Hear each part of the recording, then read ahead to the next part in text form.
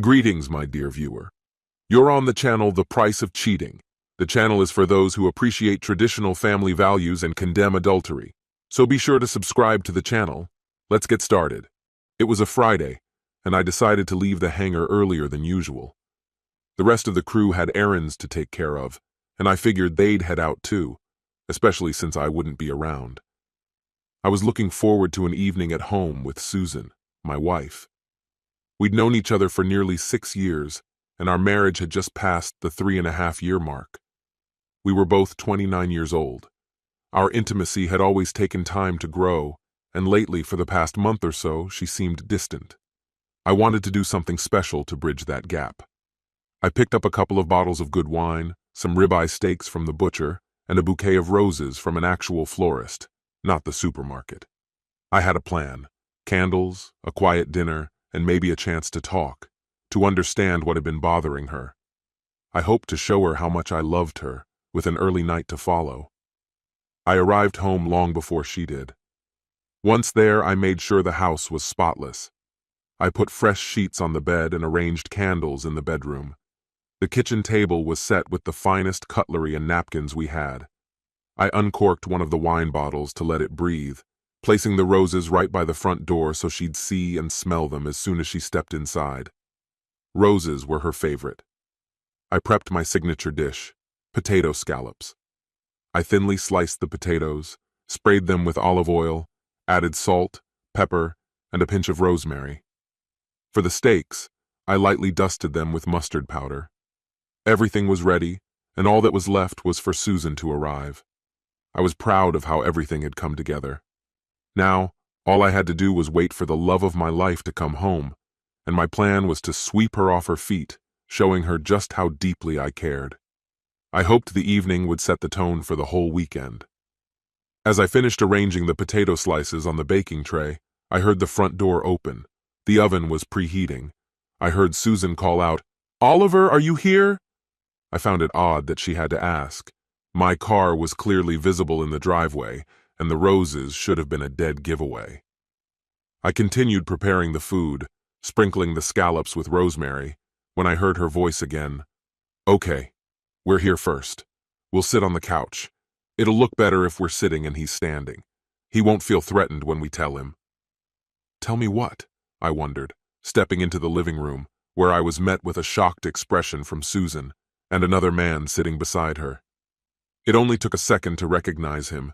For the past couple of months, Susan had mentioned him frequently. He was the new deputy head of human resources, taller than me, around 6 feet, with a trim figure, blonde hair, and a face too handsome for his own good. He carried an air of arrogance. My confusion must have been obvious, but he quickly extended his hand. "Hey man, I'm Daniel." I shook his hand in a daze, feeling his firm grip, too firm, a clear attempt to intimidate without saying a word. He didn't crush my hand, but it was close. What a jerk. I just stood there, speechless. He smiled at me, and that's when Susan finally spoke up. "Oliver, there's something we need to talk about." I could only manage to say, "Is he staying for dinner?" I thought. Maybe I could defrost an extra steak for him, though the idea unsettled me. But Susan kept talking. "I'm going to spend the weekend with Daniel. It's just for this weekend."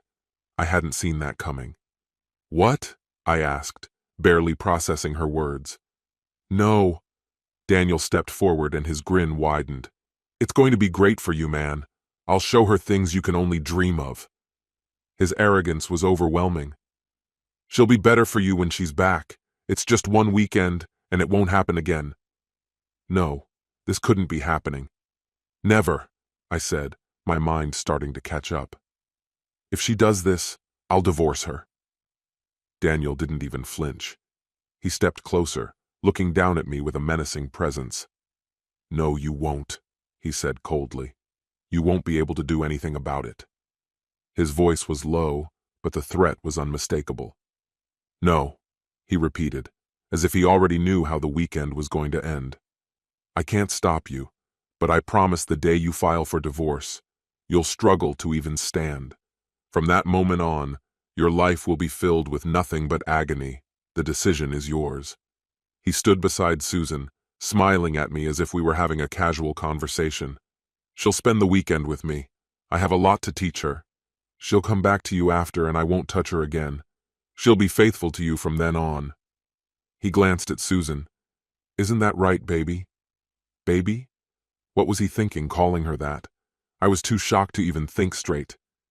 "You two have already slept together?" I blurted out, assuming it must be true because of how he was addressing her. "No, we haven't," Susan said defensively. "That would be cheating."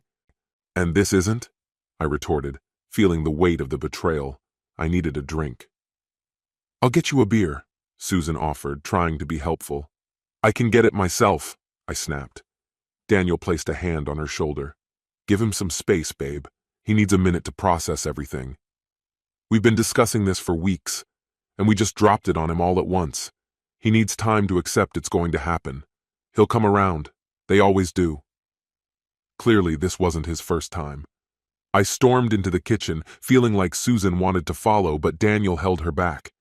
He probably knew it wasn't the best time for her to be around me, and seriously, why was he still calling her baby? It drove me insane. When I got to the kitchen, I noticed a bottle of wine sitting open. I poured myself a glass and downed it quickly, but wine wasn't right for this moment. I headed for the garage where I kept my stash of beer. I yanked the fridge door open with way more force than necessary and grabbed a bottle of Old Crafty Hen. I slammed the door shut, cursing both of them under my breath. Where was the damn bottle opener? I couldn't find it anywhere. It should have been in the kitchen, but I wasn't ready to go back in there until I figured things out. I resorted to a trick we used in the army, wedging the cap against a sharp edge of the workbench and slamming it off. It worked then, and it worked now. The cap flew off somewhere, but I didn't care where. As I started to cool down, I stood there for a moment, thinking things through. Then, an idea came to me.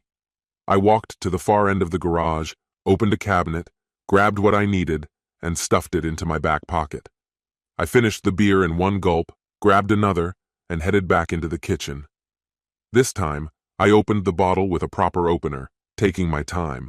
I also grabbed the largest knife from the set and slid it discreetly into my back pocket along with something else. Not because I planned on using it, I wasn't about to go to jail, but it was part of the plan. I took a deep breath and headed back into the living room. The two of them were sitting on my couch, holding hands like nothing had happened. As soon as I stepped in, they let go and shifted away from each other. Good. The balance of power had subtly shifted in my favor.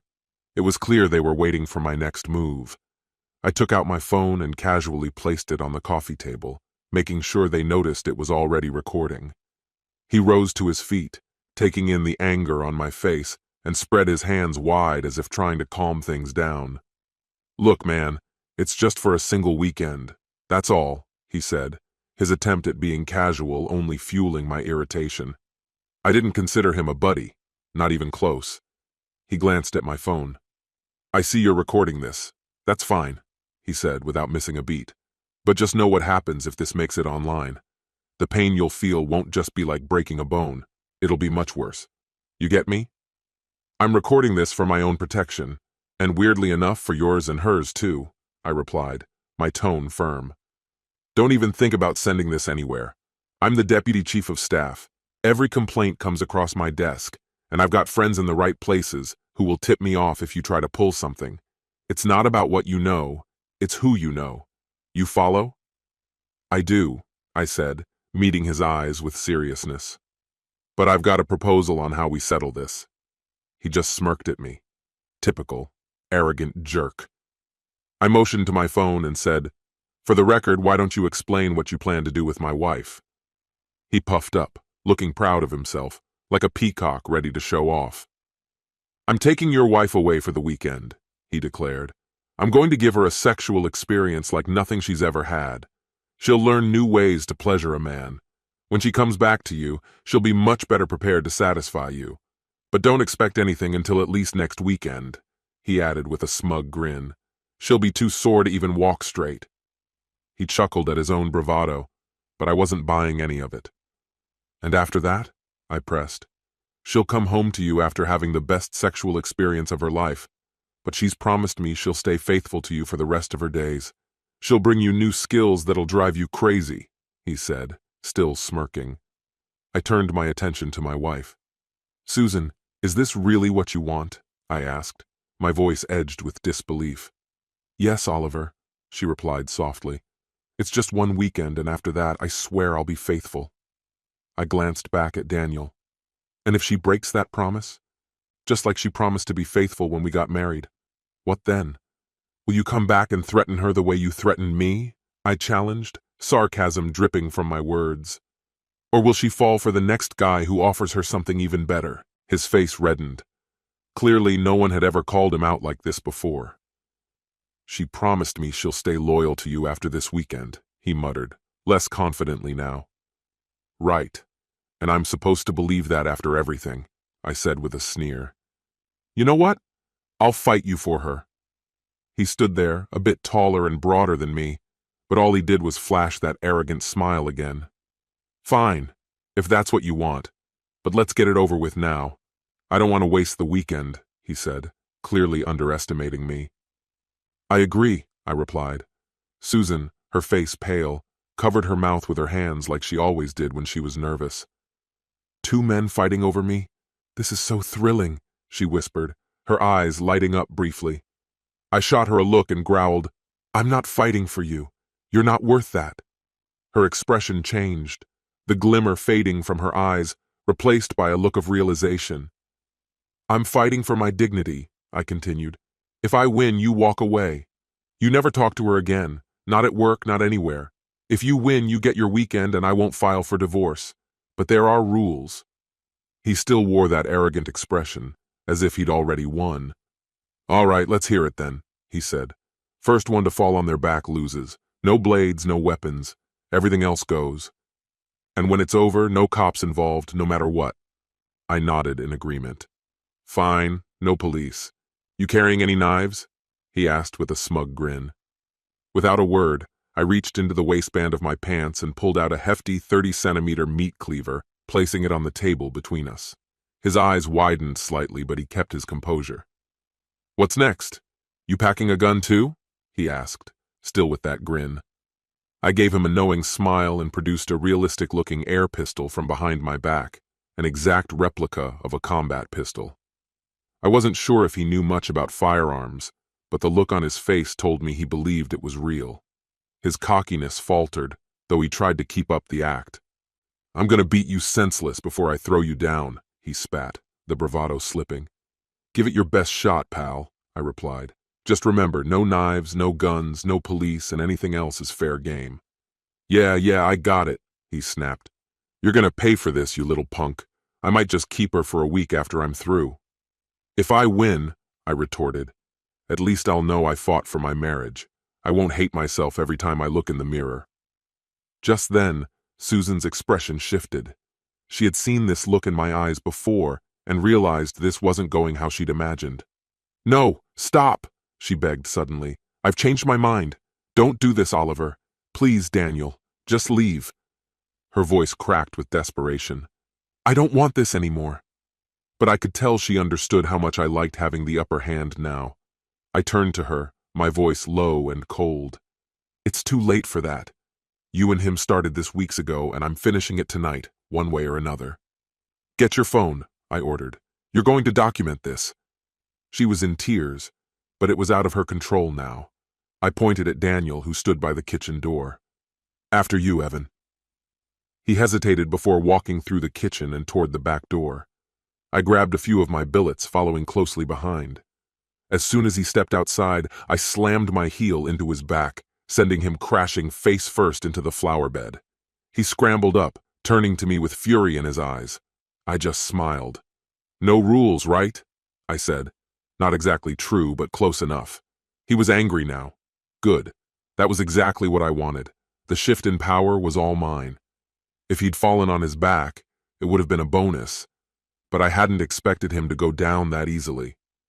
He swung at me with his right hand, but it was so slow, it might as well have been in slow motion. I deflected it effortlessly, then flung a handful of salt, pepper, rosemary, and mustard powder straight into his eyes. He yelled, his hands flying up to shield his face, and I seized the opportunity, trying to shove him down. He stumbled but managed to stay on his feet, tears streaming from his eyes as he looked at me, furious and disoriented. Snot ran down his face as he tried to catch his breath. Without hesitation, I drove a punch into his gut, forcing him to double over in pain, but still, he didn't fall. His hands clutched his stomach and his face as he struggled to regain composure. I followed up by ramming my knee into his groin with all my strength. This time he crumpled to his knees, vomiting, overwhelmed by the pain. He was defenseless now, unable to shield both his stomach and his face. I attempted to push him onto his back, but he resisted, fighting with whatever strength he had left. Frustrated, I slapped him hard across the face. His body wavered, but even then, he didn't fully fall backward. My right fist collided with his nose, and immediately blood sprayed in every direction. Damn, that had to hurt. They sure don't show this kind of thing on TV. I slapped him hard across the face with an open hand. His head jerked back and I instinctively hit him again with the back of my hand. Bad decision. My hand throbbed with pain. Leaning in close, I whispered, "You can stop this any time. All you need to do is lie down." I raised my hand as a threat. His knees buckled, and he collapsed onto his side before rolling onto his back. His strength seemed completely drained. I glanced over at Susan. Tears were streaming down her face, but I couldn't understand what she was crying about. I grabbed Daniel by the hair and yanked him to his feet, not bothering to be gentle. I opened the garden gate and told him coldly, "Remember this, you'll never speak to her again, you coward. And if the police come knocking, what happened today will feel like nothing." I shoved him out through the gate and shut it firmly behind him. The smell hit me then. He must have soiled himself in fear. Susan was still standing there, recording everything. "Send me that video," I said as I walked past her into the kitchen, heading straight for the sink to wash my hands. At least the rosemary I'd used while cooking would mask any lingering scent from Daniel. I went upstairs, and Susan followed closely behind. I grabbed a suitcase from the spare bedroom and began tossing her underwear from the drawer into it. "What are you doing?" she asked, her voice trembling. "You won, and I'm all yours now," I replied, barely glancing at her as I packed. "We agreed. No divorce if you won. But I won, so I'm divorcing you and Will. I think it's time you go back to your parents." I dragged the suitcase downstairs, threw it out the front door, and picked up the phone to dial her mother. "Hi, Oliver. What a surprise. How can I help you?"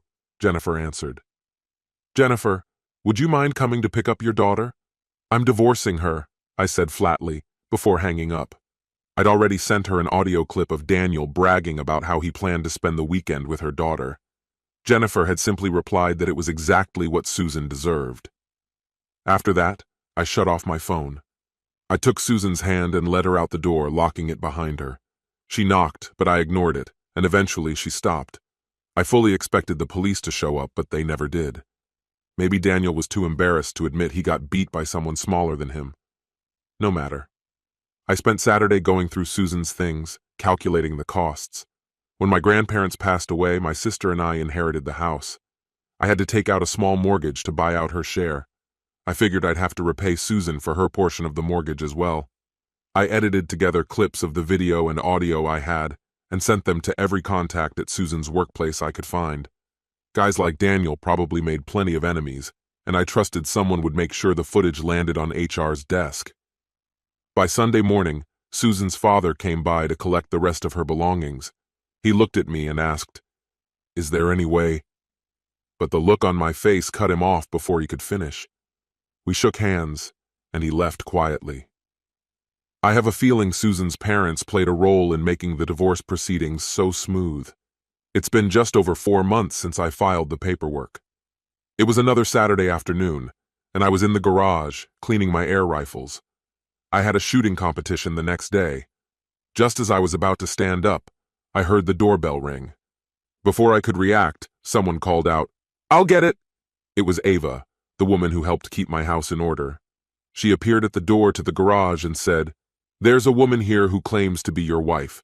She is about 66 inches tall, has blonde hair, and looks to be in her early 30s. I turned on the kettle and left her in the living room. When I walked into the living room, I saw Susan. She looked as if she had put some effort into her appearance, but time hadn't been kind to her. She seemed older, about 5 years more than when I last saw her. She didn't look well. This was the first time I had seen her since I had kicked her out. "What do you want?" I asked coldly. "I'm paying you the agreed amount for the house." She looked at me, her eyes filled with regret. "Oliver, I'm so sorry," she began. "I made a huge mistake. He convinced me everything would work out, that if you really loved me, you'd let me go through with it. He was so persuasive. He even had one of the other women tell me how she did the same thing." "And what about this other woman? Is she still married?" I asked, already knowing the answer. Susan hesitated. "I don't know. I don't work there anymore." After the video and audio leaked, I was humiliated. No one would even look at me. I had no choice but to leave. "I have to ask, are you still seeing Daniel?" she asked, her voice barely above a whisper. "No. I wasn't going to keep seeing him," she said, shaking her head. "He kept his end of the deal and never contacted me again. But he wasn't around long. He vanished from work after a few days, and then things crumbled for him. Rumor has it another husband got to him. It wasn't me, though. I dragged him out through the back gate, gave him a warning. The police never came, but I kept my distance, always watching my back. That's how he should live, too. Decent men don't take other men's wives." "Oliver, please," she begged. "Can we try again? I know I messed up, but I'll never make that kind of mistake again. I love you. I did it for us, but I realize now it was wrong. I'm sorry." Just then, Ava entered the room with a tray carrying teacups, saucers, a teapot, milk, and cookies. She set it down on the coffee table. "You should let it steep for a bit," she said, before quietly disappearing back into the kitchen. Susan's eyes followed her. "Or have you already replaced me?" "That's Ava. She comes by once a week to clean the house. She also works at the hangar. I've been so busy with work that I don't have time to take care of this place. I even had to take out another mortgage to cover what I owe you." "Is there any chance, Oliver? Please?" she pleaded, her voice breaking. I poured myself some tea and took a sip. It was too weak. I should have listened to Ava and let it sit longer. "It's been almost 4 months. Not a word from you. You haven't contested the divorce, so why now?" I asked, my tone neutral. She dropped her gaze to her lap, visibly embarrassed. "I know I made a huge mistake. I thought if I gave you time, you'd miss me, that we could fix things. I had to be strong. Mom said if you loved me, you'd give me another chance. Dad thinks I'm wasting my time, but I had to try." I took another sip of the tea. Ava passed through again, this time carrying a tray full of cleaning supplies, heading upstairs. "I'm just heading upstairs to tidy up," she said with a mischievous glint. "There's nothing in your bedroom that would shock me, right?" She chuckled softly, then added with a smirk, "I hope you've hidden all your exotic gear." Without waiting for my response, she darted up the stairs. I exchanged a glance with Susan. "She's just teasing, you know," I said, trying to downplay the situation. "We've never really ventured into anything like that. Maybe we should have at some point. But you never wanted to go beyond the ordinary, except with him." I paused, the words catching in my throat. "Even something like trying doggy style felt like a stretch for you." Susan looked at me, her expression unreadable. I didn't respond immediately, still reeling from the anger I felt. But I kept it together. "What did you think was going to happen?" I asked, my voice low but firm. "You threw me for a loop when you casually dropped that you wanted to spend the weekend with another man. You'd been plotting it for weeks, and you gave me 2 minutes to decide how I felt, even threatening to hurt me if I disagreed. You liked the idea of 2 men fighting over you, didn't you? You hoped your lover would win, that you'd have this wild weekend of passion, and then what? You thought we'd just go back to normal afterward, didn't you? But that would be the new normal for me, always second to him. I get it. You wanted the drama, but when you pulled out a knife and that air pistol, it was too much.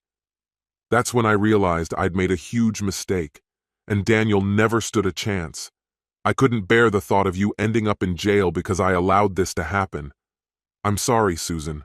I loved you with everything I had, but you destroyed that the moment you told me you wanted to be with him. In the past few weeks, you've been distant, sad even. I thought something was wrong, so I did what I could to make you smile. Now it's clear. You were planning on being with that jerk. I'd even prepared a birthday dinner for you, had flowers waiting, and there you were, sneaking around. I was there for you, but you chose him. You wouldn't even come upstairs to talk to me. Instead, you threatened me, turned everything into a mess. How could you do this to someone you claim to love? I'll never be able to trust you again. It physically hurts to be around you now, I said, noting how she hadn't touched her tea. You should go, I told her quietly. She stood up, walking to the front door. I opened it for her, and she paused, glancing back at me. I love you, she said softly, her eyes full of regret. I'm sorry, but I get it. I threw one more parting shot. You remember that girl who told you about Daniel? I asked. Isabella Garcia? Yeah, she's about to be Isabella Lee again. Her husband's making her drop his name. Susan's eyes filled with tears, and without another word, she left. I didn't bother to watch where she went. I wondered briefly what Ava was up to upstairs. When I reached the landing, I saw that my bedroom door was slightly ajar. I stepped inside, unbuttoning my shirt and tossing it carelessly onto the floor. Ava would probably give me grief about it later, but I didn't care. As I entered the room, I saw her sprawled on the bed, wearing nothing but black stockings, a teasing smile on her lips. I couldn't find your so-called exotic gear, she said playfully. That's because there isn't any, I replied with a grin. Pity. I was hoping to try it out, she teased. By now, I was down to just my underwear. I headed into the bathroom, grabbed the belt from my robe, and came back. This should do the trick, I said, holding it up. Let's give it a shot, she murmured with a sultry smile. Nearly an hour later, Ava lay resting against my shoulder, one of her stocking-clad legs draped across mine. She tilted her head up to look at me. I should be thankful to Susan for pushing us together, she whispered.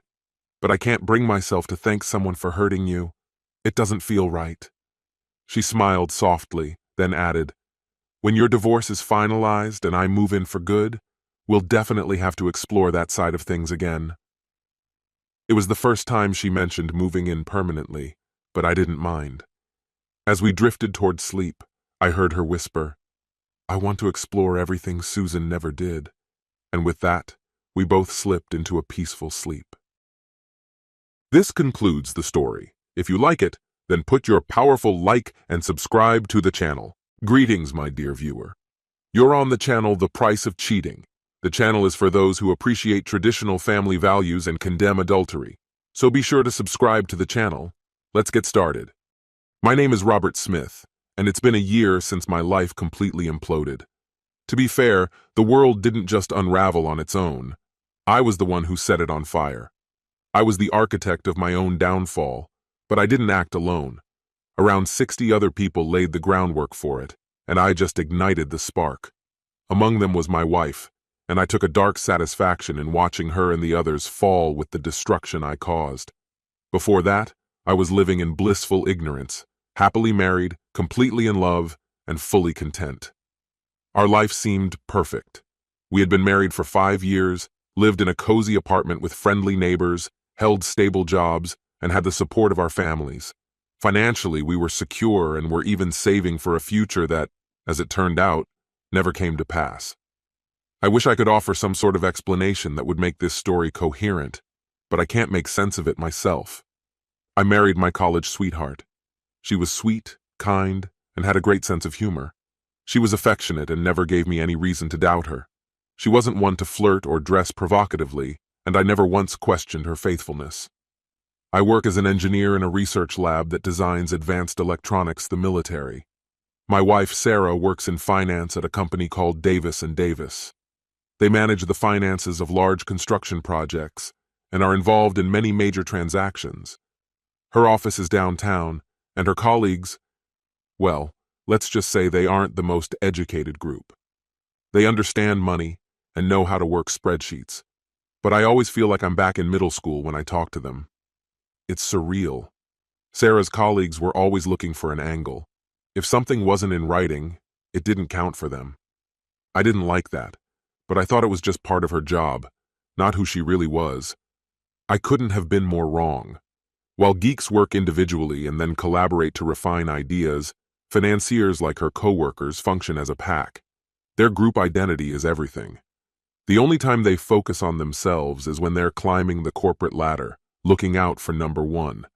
I didn't care for most of them, but I didn't truly despise them until it all came crashing down. The first warning sign came at the office Christmas party. It was held at a hotel across from Sarah's office.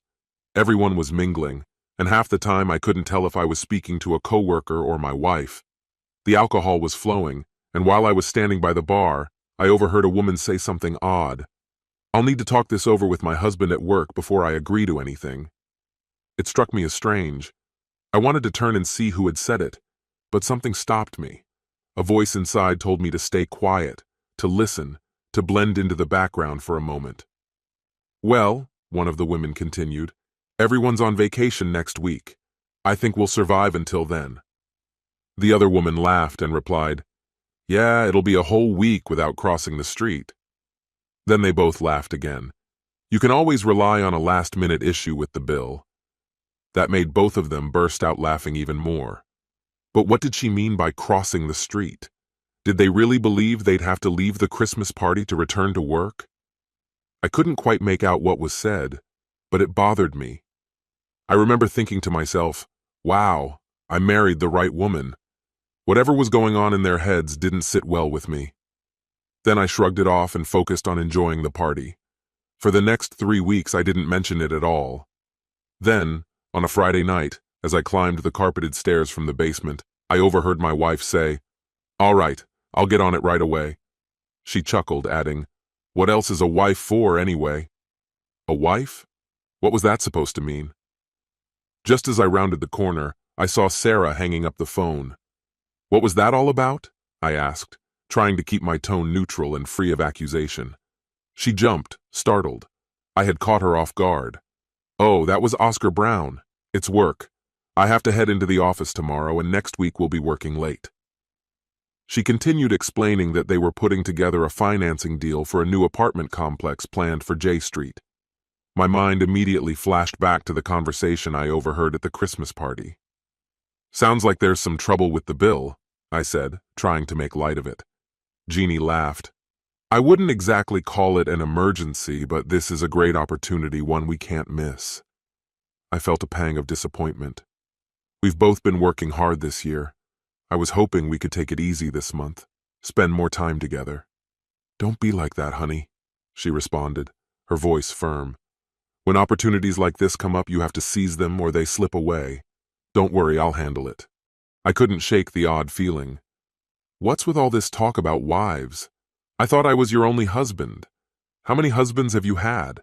I joked, but there was a seriousness in my voice. Her face momentarily betrayed shock. She hadn't realized I had overheard her earlier. She quickly masked it with a smile.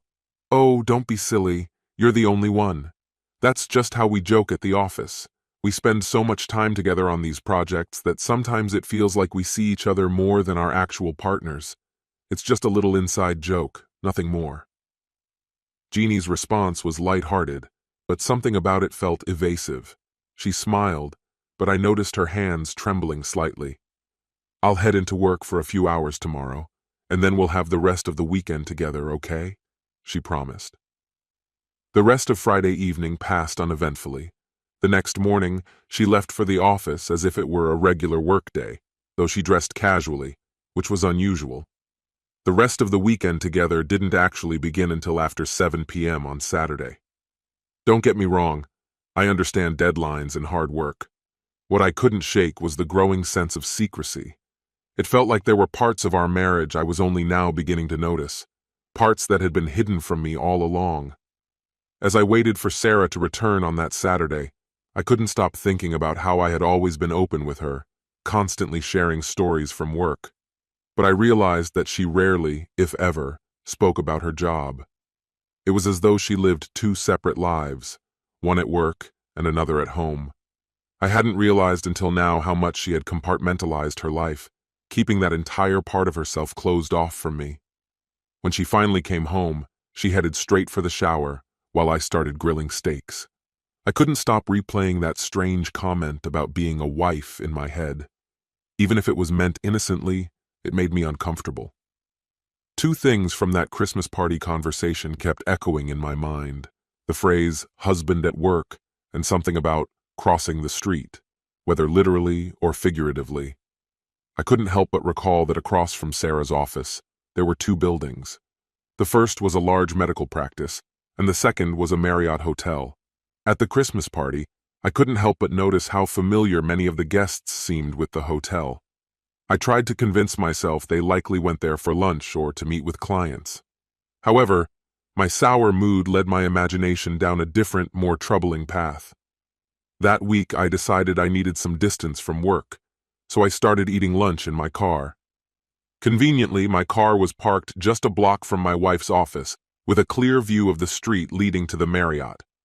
On Monday, around 11:45 a.m., I saw several couples, about 6 pairs, crossing the street and entering the hotel.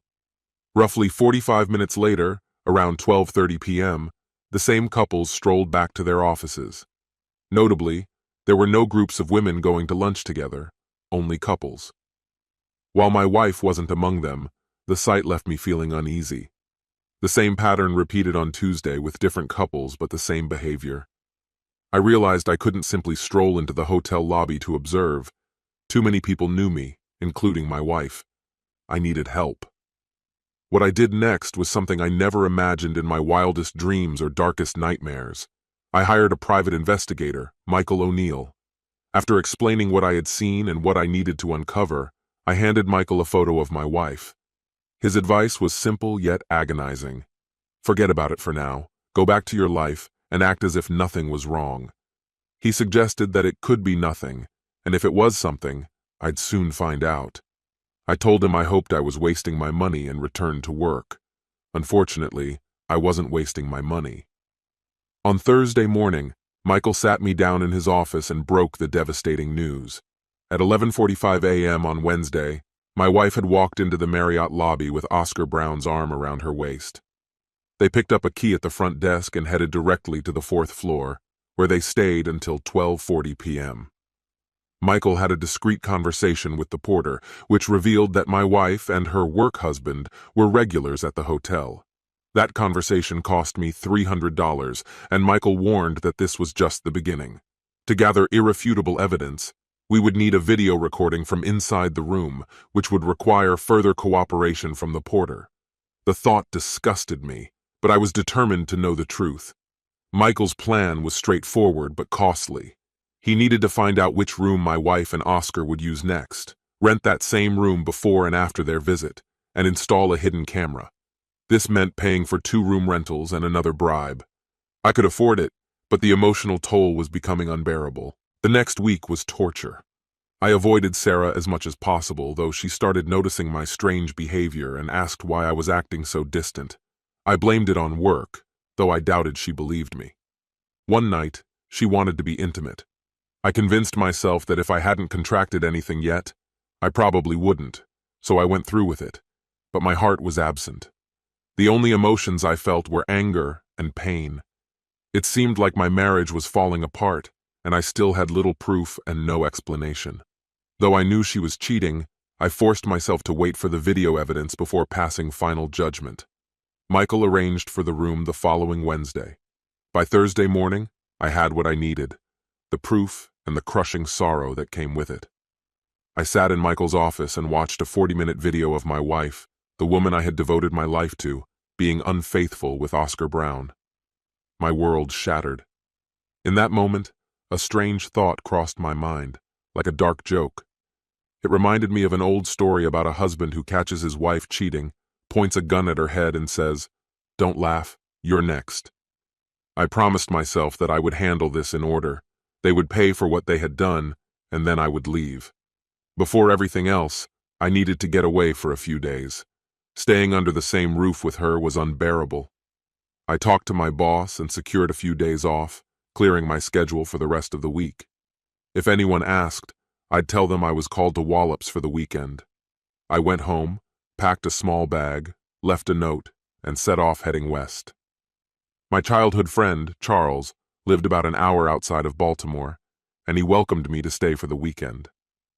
I was grateful that I didn't run into Jeannie when I returned to pack. I don't know how I would have handled it. I wasn't in the right state of mind to act like everything was normal. I needed time to figure things out, to plan, and above all, to calm myself. You know what? Leaving that note marked the first time I ever lied to my wife. Guilt gnawed at me, but I had to get out, and I wasn't about to relent now. The drive gave me a lot of time to reflect. Did I ever really know the woman I married? Was she so skilled at compartmentalizing her life that she could juggle two husbands without a hitch? What I was certain of was that my wife mistook my trust for naivety. I've never been naive, and deceiving a husband who trusts you without reservation isn't some grand achievement. The days of trust were over now. Our marriage was dead, and all that remained was to bury it. And if there's one thing childhood friends can't do, it's let you hide. Charles saw through me within minutes of my arrival. I told him everything, and as a good friend should, he was just as outraged as I was. His wife, Patricia, tried to bring some balance, urging us to keep level heads. She wasn't defending Sarah. She just wanted me to be sure of what I wanted before making any rash decisions. A woman's insight can be invaluable when trying to understand the bigger picture. While my anger was squarely focused on my wife and her co-worker husband, Patricia was thinking about all the other women working in that store. To her, it was the women who held the power in situations like these. They either participated or chose to look the other way. "Men are pigs," she said, "and it's up to women to civilize them." She then glanced knowingly at her husband, who gave a reluctant nod. I wanted to ruin them all. I was divorcing Sarah, that deceitful, unfaithful woman. She betrayed me, probably not for the first time, and I wanted her to suffer. I wanted Oscar Brown to regret every moment of his involvement. I wanted to bring down every person who had a hand in this mess. Patricia tried to calm me. "Be sure you're ready for the fallout," she warned. "There might be more to this than you realize." She suggested there was a chance Sarah might be overwhelmed with remorse, that maybe she'd never repeat her actions. "You loved her enough to marry her. Are you ready to throw it all away? Think carefully."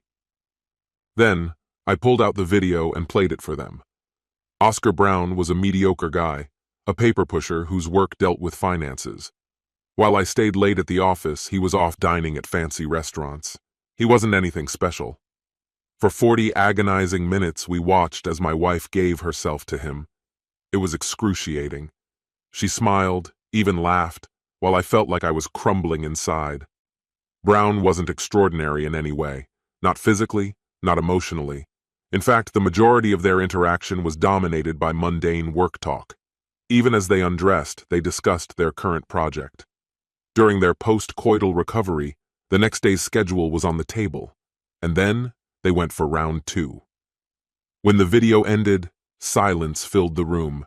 I turned to Patricia and asked, "How much longer do I need to think about this?" She simply shook her head, gave me a hug, and went to prepare dinner. Charles, despite being a lawyer now, was still my friend.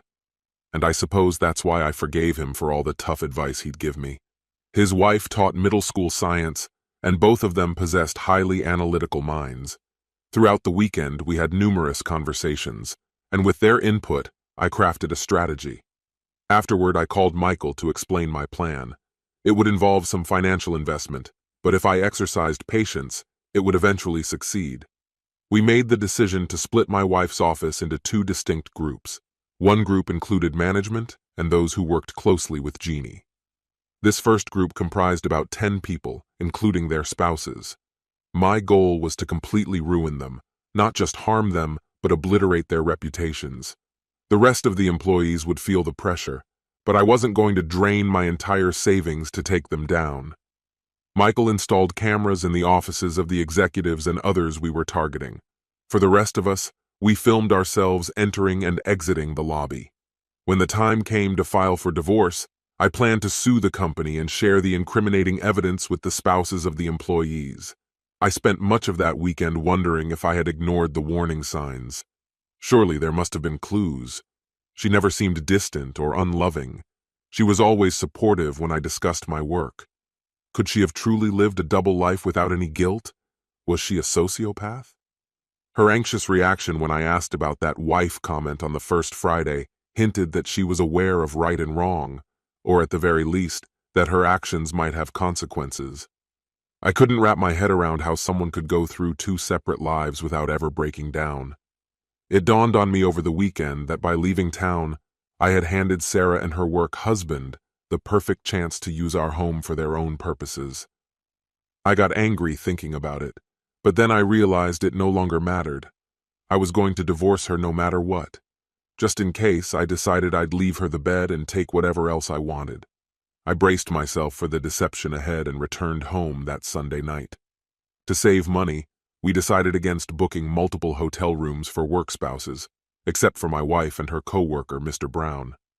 This helped keep costs low, and Michael's team only allocated 2 hours per day for surveillance. When it came to Sarah, I needed undeniable proof to shut down any potential "it only happened once" claims. It took just 2 weeks to gather the evidence I needed. Those weeks were excruciating. Some might say that one instance should have been enough, and perhaps it was, but I wanted vengeance on the entire office, especially on those who knew about my wife's infidelity and kept silent. That required a bit more time. Most of the spouses involved in workplace affairs seemed to slip away once a week. Some were more frequent, while others less so. We didn't catch everyone, but we caught enough. Sarah and her work husband met every Wednesday. I tried working late, but it wasn't enough to distract me from the pain.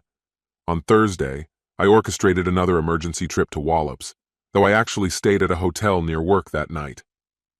Friday, I drove west to visit Charles and Patricia again, and Monday night, I stayed at the hotel once more. Jeannie started to complain that I was ignoring her. The relationship between us grew cold on my end, though she remained unaware of just how cold. Strangely, she continued trying to keep things normal at home, but I wasn't contributing, and her behavior started to reflect that. I began sleeping in the guest room and leaving the house early. I had my own work deadlines to focus on. Maybe she suspected our marriage was in trouble or believed my excuses, or perhaps she didn't care at all. Whatever the case, it didn't stop her from having her weekly Wednesday lunches with her work husband. In fact, those lunches began to stretch longer. At least 2/3 of her company's employees were cheating on their spouses, including most of the executive team. The saying is true, a fish rots from the head down. Several months later, I came to a troubling realization. Across the 3 videos I reviewed, her work partner never once mentioned me. He hadn't insulted me, nor had she brought me up, neither in complaint nor in defense. She continued wearing her wedding rings, which enraged me further, but it was as though I didn't exist in that part of her life. There was tenderness between the two of them, but in a peculiar way, it lacked real intimacy. They were more than friends, but not quite lovers. The first moment I thought my marriage was finished was that Wednesday when I watched my wife walk through the lobby, arm in arm with her co-worker, leading him to their hotel suite. Watching them so carefree, I knew right then there would be no need for explanations, no pointless discussions, no worn-out excuses. I was going to end our marriage, and in the process, take down her entire office. I had no interest in her apologies, no patience for her tears, and I certainly wasn't going to listen to some shallow excuse that it was just sex. After all, 3 dates, actually 4, would erase any illusion that her love was still mine. My attorney quickly drew up the necessary papers, and Michael took care of everything else. By 10 a.m. on Monday, a bailiff entered the Davis & Davis office and handed the documents directly to Sarah and her lover, Oscar Brown, at their desks. Then he went into the CEO's office and served the company itself. Looking back, there's a strange irony to it all. The CEO, Harry Walsh, was a part of the same corruption. Walsh, at 67, had a trophy wife of just 29. Why would a man like him need a 45-year-old secretary on the side? Some people simply baffle me. My phone started buzzing around 10:20, but I silenced it.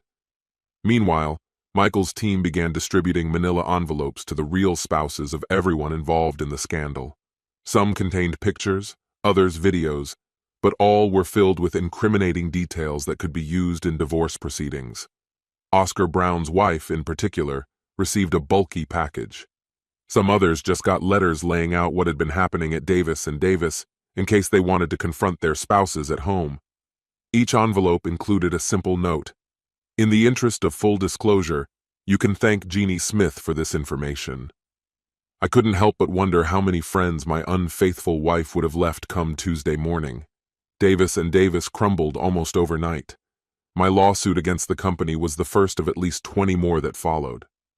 The office became a breeding ground for divorces, with relationships unraveling in all directions. Even couples where no evidence of cheating was found couldn't withstand the strain. The higher-ups tried to purge everyone connected to the scandal, only to realize they were knee-deep in it themselves. The few who remained untainted fled quickly, desperate to salvage their reputations. The media soon caught wind of the mess, and 2 weeks later, an article on the firm surfaced, referring to work spouses.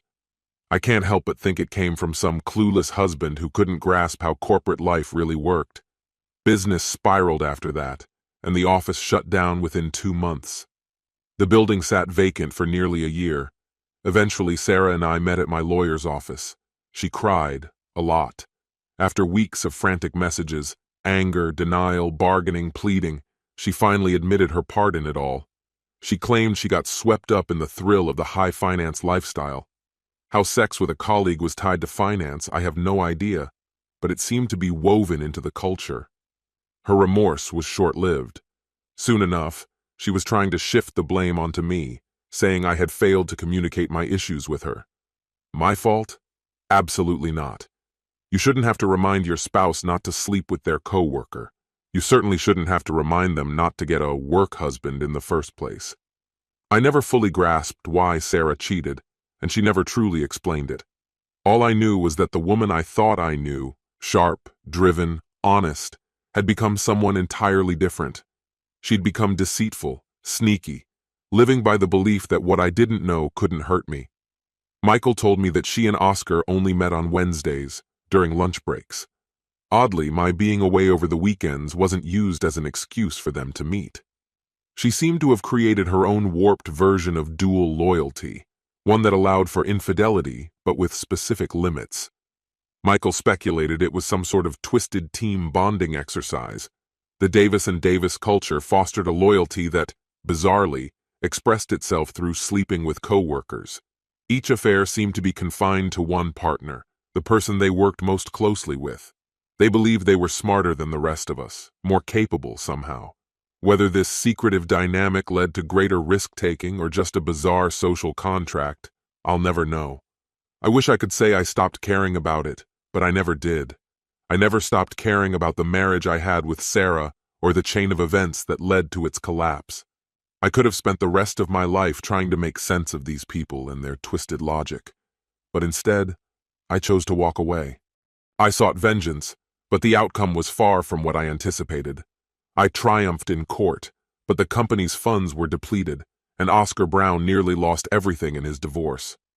My actions left the company and Brown unable to cover the costs of the lawsuits filed against them. Funny how life works, isn't it? When I separated from my wife, she ended up unemployed and was pushing for alimony. My lawyer argued that her unemployment was a direct consequence of the affair that led to our divorce, and as a result, she didn't get the alimony she was after. Ironically, even the spouses of the cheaters, who should have been on my side, grew to resent me for uncovering the painful truth. It seemed like they blamed me just as much as they did their unfaithful partners. It's a big city, and I can survive without their approval, but I didn't see any of this coming. Among the angry spouses, one stood out. Mia Brown, unexpectedly, approached me at a bar one night. She was stunning, someone any man would be lucky to have. I was only halfway through my first beer when she sat down, introduced herself, and casually rested her hand on my leg. That got my attention. She said, "I'm divorcing my husband, but I want revenge for more than just that. I want to be able to tell him that I slept with his mistress's husband. Will you help me do that, Mr. Smith?" "How about it, Robert?" she continued. "Will you have your way with me and help humiliate the man who slept with your wife?" The word defile she used caught me off guard, but I decided to go along with it. And that night, I did everything I could to give her what she wanted. I had mentioned before that I had been staying in the guest room for 2 weeks before finally confronting my wife, so I was due for some release. That night, I relieved myself 5 times. I was so drained that I had to drink water constantly. The next morning, as Mia was leaving, she said she was off to rub her husband's nose in it. I reminded her that I had already rubbed it into her earlier that night and wouldn't mind another round. She laughed and promised that we'd meet again soon. Jeannie's family, furious at first, eventually calmed down after I sat them at the table and showed them the evidence. They cried, apologized, and cried some more. In the end, they didn't hold me responsible for the split, although they did try to convince me to give her another chance. But there was no forgiveness left in me, and I don't recall her ever asking for it. My heart had turned to stone, and it remained that way for over a year. During the divorce, as I recounted my story to colleagues, it dawned on me that my talents had been wasted in catching a cheating spouse.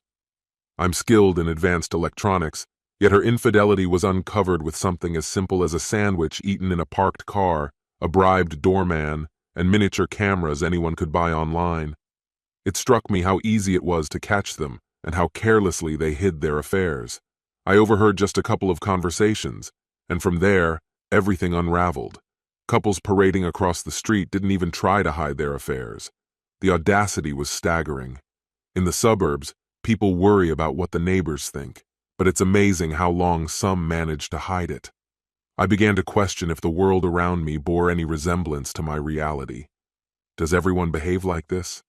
In my workplace, anyone who boasted of being a player was usually single, relying only on their own company. I found myself back at the proverbial nerds table, trying to figure out the social elite. Occasionally I bump into Jeannie on the streets or in a store. I don't stop to talk to her, and I have no idea what she's up to these days. When our eyes meet, she looks as though she's about to cry. I never hold her gaze for long.